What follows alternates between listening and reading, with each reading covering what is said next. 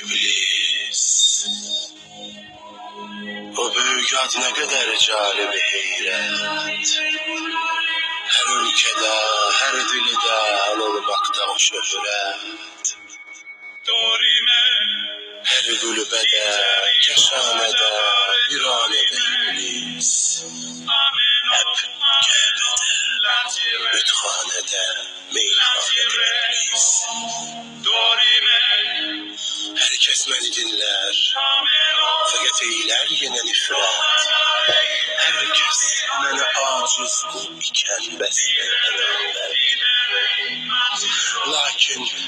Lakin beni tekfir eden ey Allah'ı miskin. Oldukça müsellat sana bir nefsileyim. Pencemde demeden ezilip kıvrılacaksın. Daim ayak altında sen mehrumacaksın. Mən sizdə əmin ol sizə rəhbərlik edən var.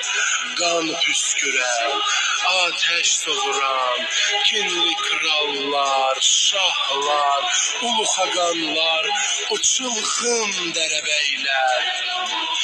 Altın ve kadın düşkün divane bebekler. Onlar sizi çiğnetmeye kafi, sizi kahretmeye, mahvetmeye kafi.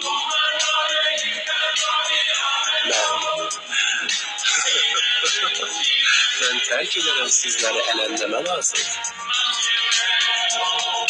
Hiçlikten gelerek hiçlikten cümle hayanetlere bahis.